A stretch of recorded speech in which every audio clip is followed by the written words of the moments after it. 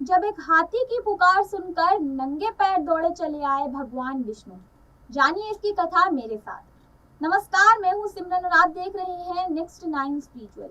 जी हाँ, जब गज की पुकार सुन के दौड़े चले आए भगवान विष्णु, क्या है इसके पीछे की कहानी और क्यों आखिर नंगे पांव ही दौड़े चले आए विष्णु जी?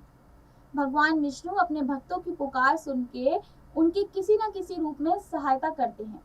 ऐसी ही एक कथा है गज मोक्ष की। द्रविड़ देश में गजेंद्र नाम एक परम प्रतापी राजा राज्य करते थे। उन्होंने अनेक वर्षों तक धर्म पूर्वक राज्य किया। वृद्धावस्था में उन्होंने राजपाट त्याग दिया और मलय पर्वत पर आश्रम बनाकर वे तपस्या करने लगे। एक बार की बात है, महर्षि अगस्त्य शिष्यों सहित गजेंद्र के आश्रम में पधारे। उस समय गजेंद्र समाधि में लीन थे, इसीलिए उन्हें महर्षि के आगमन का पता नहीं चला। अगस्त्य जी ने इसे अपने अपमान के रूप में देखा और क्रोधित होकर राजा को शाप देते हुए कहा, दुष्ट, तूने अभिमान में आकर मेरा अपमान किया है। मेरे आने पर भी तू हाथी की भांति बैठा रहा।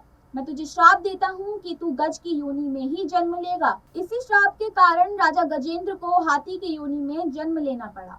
लेकिन पुण्य कर्मों के कारण हाथी की योनि में भी उन्हें पूर्व जन्म की स्मृति रही और वह निरंतर भगवान का स्मरण करते रहे। गजेंद्र हाथी अपनी हथनियों के साथ प्रायः सरोवर में स्नान करने के लिए आता रहता था। गजेंद्र बहुत विशाल और शक्तिशाली भी था। उसे देखकर अन्य पशु डरकर भाग जाते थे। एक दिन गजेंद्र अपनी पत्नियों के साथ सरोवर में क्रीड़ा कर रहा था।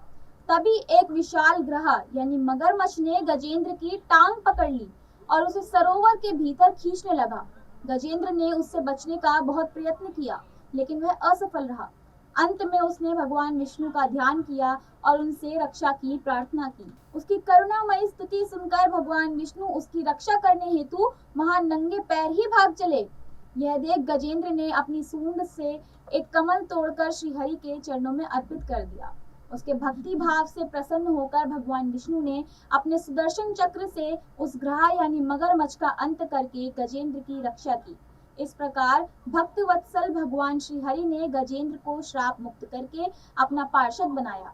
उनके हाथों मृत्यु पाकर वह ग्रह यानी मगरमच्छ भी मोक्ष का अधिकारी बना।